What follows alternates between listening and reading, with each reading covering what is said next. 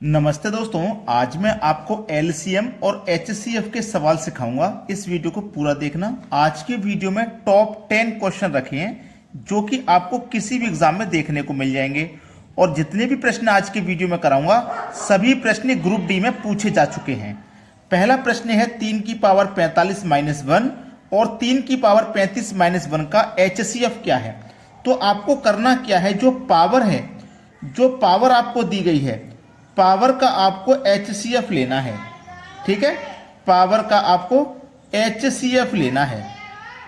Power का जब आप एचसीएफ लेंगे 45 और 35 का, तो 5 एचसीएफ आ जाएगा। 5 वो संख्या है जो 45 को भी डिवाइड कर देगी और 35 को भी। 5 से बड़ी और कोई दूसरी संख्या नहीं है जो इन दोनों को डिवाइड कर दे। समझ में आ गई बात। अब देखना, 3 यहां भी है, 3 यहां भी है, तो 3 ले लीजिए। एचसीएफ 5 आया है ना, 45 और 35 का एचसीएफ 5 आया, तो 3 की पावर 5 कर देंगे। दोनों में 3 कॉमन था, 3 ले लिया। दोनों में -1 कॉमन है, -1 ले लेंगे। ठीक है, अब इसको सॉल्व करिए। 3 की पावर 5 का मान होता है 243 और माइनस करना है इसमें से 1, तो आपका सही जवाब आ गया 242। सही जवाब क्या आएगा? 242। ये आपके सवाल का हो जाएगा बिल्कुल सही आंसर। 242 दिया गया है सी ऑप्शन में। आपके वीडियो में ना, जो वीडियो देख रहे हो आप, उसमें एक लाइक का बटन है, उसको जरूर दबा देना अगर प्रश्न आपको अच्छे लगते हैं तो। ठीक है, जरूर इस लाइक के बटन को दबा देना। अब देखते हैं अगला सवाल। अगला प्रश्न है, यदि x प्लस वाई बराबर 40 तथा x माइनस वाई बराबर 20, तो x और y का एचसीएफ क्या है। देखो, आपसे कहा है x प्लस वाई बराबर 40 है और x माइनस वाई बराबर 20 है, यही तो है। तो सबसे पहले एक x और एक x मिलकर के 2x हो जाएंगे। प्लस का y माइनस का y कट जाएगा। 40 और 20 को जोड़ोगे 60 हो जाएगा। 2 से 60 कट जाएगा 30 बार में। तो x का मान कितना आ गया भैया? x का मान आ गया 30। x का तो पता लग गया हमको, y का और पता लगाना है। तो जो x का मान है वो समीकरण फर्स्ट में रख लो, चाहे 2 में रख लो। फर्स्ट में रख लेते हैं। x का मान 30 है, तो x की जगह हम 30 रख लेते हैं। प्लस का y बराबर 40। y का मान निकालना है, तो इस 30 को बराबर के इधर लेके आओ, माइनस का 30। तो y का मान कितना हो गया? 40 में से 30 किया 10। तो x का मान 30 है, y का मान 10 है। x का मान 30 है और y का मान 10 है। दोनों का एचसीएफ, तो चलिए 30 और 10 का एचसीएफ निकालिए। वो संख्या निकालिए जो 30 और 10 दोनों को डिवाइड कर दे और सबसे बड़ी हो। तो वो संख्या 10 है। 10 से 10 भी डिवाइड हो जाएगा, 30 भी। 10 से बड़ी अगर और कोई संख्या हो सकती थी तो हम वो लेते। 10 से छोटा 5 भी है जो इन दोनों को डिवाइड कर देगा, 2 भी डिवाइड कर देगा, लेकिन छोटा नहीं चाहिए, सबसे बड़ी संख्या जो इन दोनों को डिवाइड कर दे। इसका मतलब 10 आपका एचसीएफ हो गया। डी ऑप्शन बिल्कुल सही जवाब। अब देखते हैं अगला प्रश्न। अगला प्रश्न है, x बराबर इतना है, y बराबर इतना और z बराबर इतना है, तो x y z का एचसीएफ क्या होगा। मुझे लगता है कम से कम 90% बच्चे ऐसे होंगे जिन्होंने ये क्वेश्चन पहली बार देखा होगा और ग्रुप डी में आया हुआ सवाल है।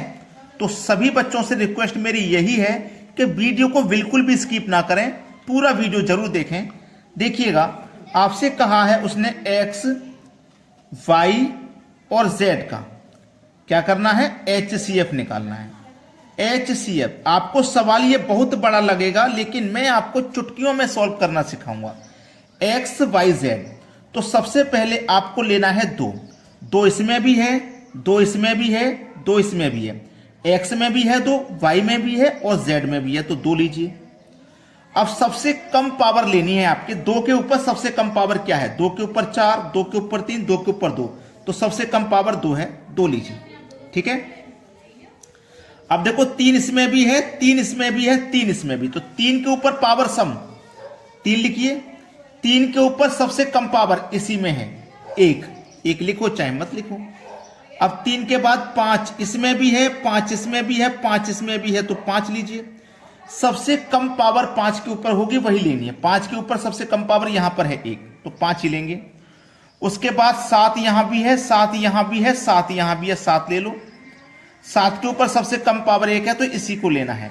अब इनका सबका मल्टीपल, तो 2 की पावर 2 का मान 4 इंटू 3 इंटू 5 इंटू 7, 4 तिया 12, 12 पंजे 60, इनका मल्टीपल हो गया 60, मल्टीप्लाई कितना बचा 7, ठीक है। 7 छिंग 42 और 1 ही 0 420। ये आपके सवाल का ना बिल्कुल सही जवाब है 420, जो कि हमें दिया गया है सी ऑप्शन में। अब आप मुझे कमेंट में बताना कि वाकई में ये सवाल आपको पहले से आता था या जो ट्रिक मैंने बताया है वो शॉर्ट है या लॉन्ग है। आप कमेंट में इसको जरूर बता के जाना। अब देखते हैं अगला प्रश्न। अगला प्रश्न, n और n+1 का HCF क्या होगा जहां n एक प्राकृत संख्या है। प्राकृत का मतलब लगातार।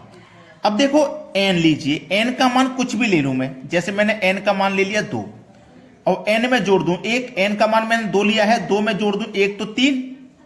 अब इनका HCF, तो 2 और 3 का HCF क्या होगा, 1 होगा। भाई एक ही तो है जो 2 और 3 दोनों को डिवाइड कर सकता है। चलिए मैं n का मान कुछ और ले लेता हूं, 5 ले लिया। अब n में 1 जोड़ दूं तो 6 हो जाएगा, तो 5 6 का HCF 1 हो जाएगा। तो इससे आपको यह सीखने को मिलता है कि जब संख्या लगातार हो n+1 n+1 n+1, तो उस n के +1 करोगे तो उसकी अगली संख्या आएगी। तो जब संख्या लगातार हो तो उनका HCF हमेशा 1 आता है।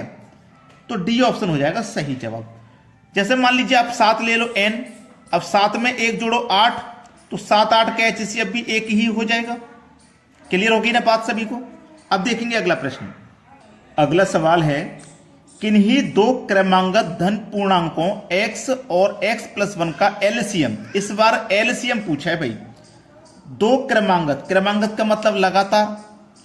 x मान लीजिए मैं x का मान 6 ले लिया और x में जोड़ दो 1, तो 6 में 1 जोड़ोगे तो 7 हो जाएगा। भाई x आपने 6 लिया है, x 6 है, 6 में 1 जोड़ दो 7। तो 6 और 7 का एलसीएम आप जब लोगे, 6 और 7 का एलसीएम लोगे तो 6 और 7 का 6 7 42 हो जाएगा। एलसीएम हो जाएगा कि नहीं हो जाएगा। यानी कि जब भी संख्या लगातार हो उनका मल्टीपल ही उनका एलसीएम होता है। जैसे मान लीजिए मैं यहां पे ले लेता 5, 5 में 1 जोड़ता, 5 में 1 जोड़ता तो 6, तो 5 और 6 का मल्टीपल ही उनका एलसीएम होगा, 5 6 के 30, ठीक है। तो x इंटू x+1 उनका मल्टीपल ही उनका एलसीएम होगा। तो हमारा ये दिया गया बी ऑप्शन में, ये बिल्कुल सही जवाब है। यानी कि x और x का एक जोड़ के दोनों का मल्टीपल, वही उसका आंसर होगा। अब देखेंगे अगला सवाल। अगला सवाल है, 408 और 1032 को HCF को 516 मीटर माइनस 252 इंटू 4 के रूप में व्यक्त किया जाता है, तो m का मान क्या है। इस m का मान बताना है। अच्छा सवाल है। 408 और 1032 के HCF, तो 408 और 1032 का HCF लीजिए, तो देखो ये 8 से कट जाएगा, 8 पंजे 40, 8 एकम 8 51 बार में, 8 से ये भी कट जाएगा, 8 एकम 8 2 बचेगा 23, है ना। तो 8 दूनी 16 और 2, तो ये भी कट जाएगा 8 से, ठीक है। 8 से ये भी कटा, 8 से भी, दोनों 8 से कटे तो मैंने 8 लिया। अब ये किससे कट सकता है, 3 से, और ये भी 3 से कट जाएगा, तो ये 3 से कट जाएगा, तो 8 में 3 से मल्टीप्लाई करो। यानी कि ये संख्या पहले 8 से कटी थी, दोनों 8 लिया, फिर 3 से कटी है तो 3 लिया, तो 8 तिया 24। तो इसका मतलब 408 और 1032 का जो HCF होगा वो 24 होगा। ये आपका HCF है, ठीक है, HCF। अब देखो हमसे क्या बोला है, 516 m 252 इंटू 4, यही तो है। तो हम क्या कर सकते हैं दोस्तों, हम इसमें एक काम कर सकते हैं कि ये जो संख्या है हम इनका मल्टीप्लाई कर लें। ये ओपनली दिया है, इसको हम मल्टीप्लाई करके लिख लें। चलिए 516 m, 4 दूनी 8, 25 चौके 100, ये हो गए यहां तक। अब देखना ये 516 है, ठीक है, ये 516 है, 516 है ये, ठीक है, और ये कितना है 1008। अब इसमें आपको क्या काम करना है, आपका HCF कितना आया था? 24 आया था, है ना, HCF 24। तो ये बराबर HCF रख दो 24 के, ठीक है, बराबर HCF रख दो 24 के। अब देखना, बड़ा ही जबरदस्त सवाल है ये। 516 M, देखो ये माइनस का है 1008, है ना, माइनस का ही तो है। अब बराबर के इधर कितना है? 24। अब ये माइनस का 1008 बराबर के इधर आएगा तो प्लस का 1008 हो जाएगा, ठीक है। इधर लिख देते हैं 516 M बराबर 1008 को 24 को जोड़ोगे तो ये 1032 हो जाएगा, ठीक है। 516 से 1032 दो बार में कट जाएगा, इधर बचा M। तो M का मान हमें बताना था, जो कि कितना निकल के आया है? 2, और 2 दिया गया है डी ऑप्शन में। ये हो जाएगा सवाल का बिल्कुल सही जवाब। सभी को समझ में आ गया ना? एक एक स्टेप अच्छे से सीखेंगे, कोई गलती नहीं करनी है। चलिए अब देखते हैं अगला सवाल। अगला सवाल 169 का वर्गमूल, 27 का क्यूब रूट, 64 का क्यूब रूट, 144 का क्यूब रूट का एलसीएम क्या है? बड़ा ही अच्छा सवाल है। 169 का स्क्वायर रूट करोगे तो 13, 27 का क्यूब रूट करोगे तो 3, 64 का क्यूब रूट करोगे 4, 144 का क्यूब रूट करोगे तो कितना? 12 आ गया। इनका सभी का हमको एलसीएम बताना है। अच्छा सवाल है। अब देखना, इस 12 में 4 भी आता है, 3 भी आता है कि नहीं? तो इसका मतलब 13 का और 12 का मल्टीपल करना है बस आपको। 12 तिया 36, हासिल लगे 3, 12 कम 12 और 3 15। कितना आ गया एलसीएम? 156 आया, जो कि पहले ऑप्शन में। बहुत सारे बच्चे ऐसे होंगे जिनको ये तरीका नहीं आता होगा। अगर मैं 3, 4 और 12 का एलसीएम लूं, सबसे पहले 3, 4 और 12 का एलसीएम लूं, 12 का, तो इसका एलसीएम 12 ही आ जाएगा। 12 से 12 कटेगा, 4 से भी 12 कटेगा, 3 से भी 12 कटेगा, एलसीएम 12 आ जाएगा। तो इनका सभी का एलसीएम तो 12 है। अब 13 संख्या तो 13 से मल्टीप्लाई कर दो। 12 और 13 लगातार संख्या है, इनका मल्टीपल ही इनका एलसीएम होगा। तो हमने इन दोनों का मल्टीपल कर दिया। क्लियर हो गई है ना बात? अब देखते हैं अगला प्रश्न। अगला सवाल है 2/3, 4/5, 3/2 का HCF क्या है? देखो यहां पे HCF या LCM दोनों में से कुछ भी पूछा जा सकता है। आपको एक बात याद रखनी है कि जब HCF पूछा जाएगा, ऊपर वाली संख्या का HCF निकालेंगे। अगर LCM पूछा जाएगा तो ऊपर वाली संख्या का LCM, बस इतना ध्यान रखना है। अब यहां पे HCF पूछ रहा है तो ऊपर वाली संख्या का HCF निकालो। 2, 4, 3 का HCF 1 हो जाएगा, 1 से ही ये सभी संख्याएं कटेंगी। तो नीचे वाले का एलसीएम निकालो। HCF पूछा है ना, तो ऊपर वाले का HCF निकाल लिया, उसका अल्टरनेट नीचे वाला निकालना है, मतलब अल्टरनेट एलसीएम। 3, 5, 2 का एलसीएम हो जाएगा 30। हो गया कि नहीं हो गया? 3 पंजे 15, 15 दूनी 30। अब 1/30 दिया गया है बी ऑप्शन में, ये सवाल का हो जाएगा बिल्कुल करेक्ट आंसर। अब देखते हैं अगला सवाल। अगला सवाल 0.36, 1.2, 4.8 का एलसीएम क्या होगा? बेहतरीन क्वेश्चन है। दशमलव वाली संख्याओं का एलसीएम या HCF निकालना सिखा दूंगा आज मैं आपको। करना क्या है, ध्यान देना मेरी बात पर। ये 0.36 है ना, आपको इन दशमलव वाली संख्याओं में ना 100 से गुना कर देना है। क्या कर देना है? 100 से गुना। तो मैं इसमें 100 से गुना करूंगा तो ये 36, इसमें करूंगा 120, इसमें करूंगा 480। ठीक है, क्लियर होगी ना बात?